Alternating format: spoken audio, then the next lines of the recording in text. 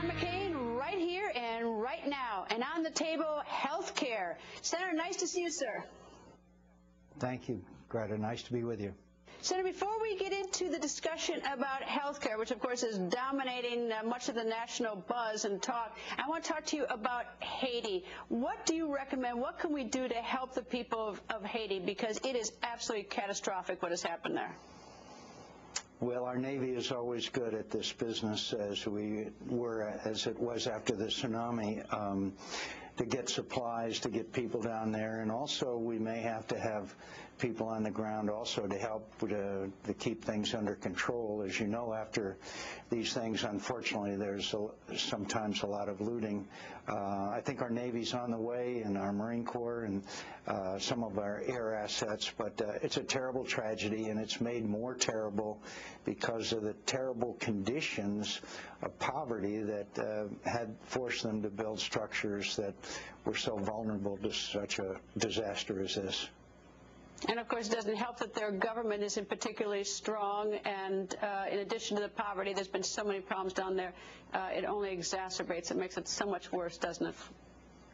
It's a tragic history of that country, and yes, they've had terrible rulers and governments, but there's been some. The kind of sad thing is there's been significant improvement recently, but they certainly had a long, long way to go.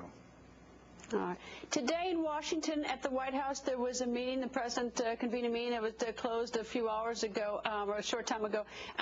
Health care.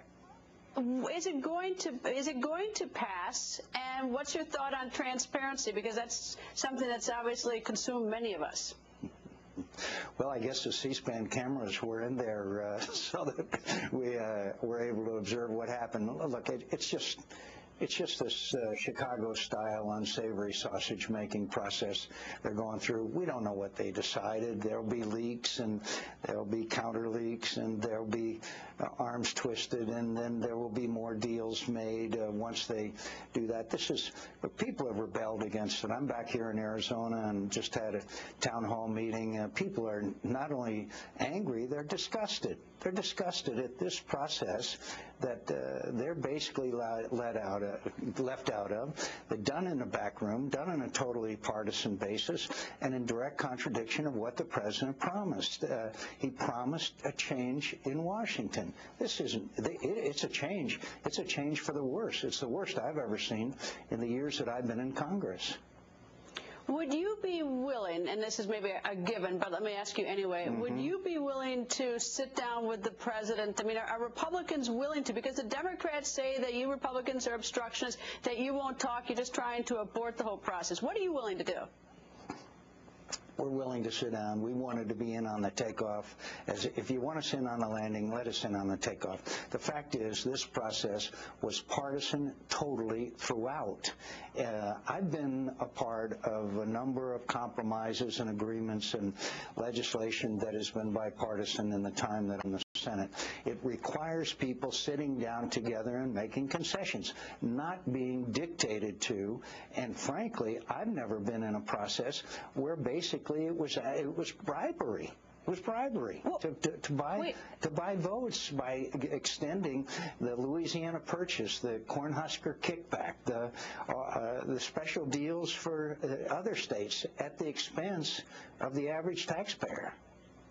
What about, I mean, Governor Schwarzenegger raised that, and some people have, seized upon it, and even I've seized upon it. I mean, the whole idea, he said that in Sacramento, if you buy a vote, that it's a crime. Now, although there's very little transparency, what we do see is this $300 million Nebraska deal that they got. How do the members of the Senate justify that? Is it just that that's the way business is always done? It certainly hasn't been the way that I've done business, and it isn't the way that have done business when we've reached agreement on other key pieces of legislation. And by the way, there's never been a major reform enacted by Congress unless it was bipartisan. But this process has deteriorated into, it isn't just the Cornhusker kickback, it's the Louisiana Purchase. It's the deal that the other Senator Nelson got for Florida on Medicare Advantage, to other states like Vermont. And I mean, it's all the most unsavory thing, a process that I have observed since I've been there. And you know what? So the American people have figured it out, and they're mad. So what's the difference? I mean, I guess in order to try to solve the problem, I'm sort of curious, what is different? Why suddenly do you say that this is the worst? Is it the new people in power? Is it, is it the fact that there is power? What is it? I don't know. I think part of it is the arrogance of power. I think it's that they went into the whole process, 60 votes, figuring that they didn't need to deal with Republicans. And the negotiations that I've been involved in, and there have been many, you sit down at the table and you say, okay, what's your position and what's the other party's position? And then you reach compromises. That's how Ronald Reagan and Tip O'Neill saved Social Security back in 1983. It doesn't have anything to do with purchasing votes. It has to do with coming together for the good of the country.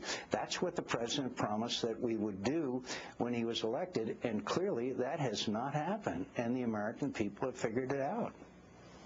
Now, the Massachusetts race for Senate that's next Tuesday, should the Republican win, and the polls now have them neck and neck, but people also say these polls are not trustworthy. But that would torpedo health care, or runs the risk of it if he's seated and votes against it, should he win. Now, do you expect him to win or not, the Republican? You know, I don't know. I think he's coming on strong. I think he's a great guy. I've gotten to know him. He was, by the way, he was the only Republican in the Massachusetts legislature that supported me in 2008. I told him he was crazy.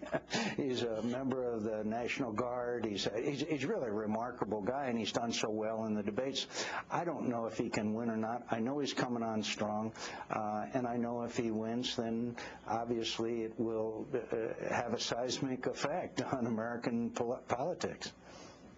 As one of the heads of the Republican Party, if not the head, since you were the candidate, can you not just pick up the phone and call President Obama and say, let's sit down and talk about this, because everyone has drawn lines in the sand and there seems to be no effort to work together?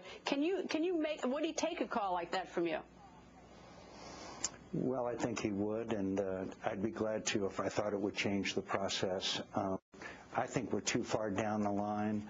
I think we either defeat it and start from the beginning all over again, or it's passed. And frankly, I think it might even be repealed.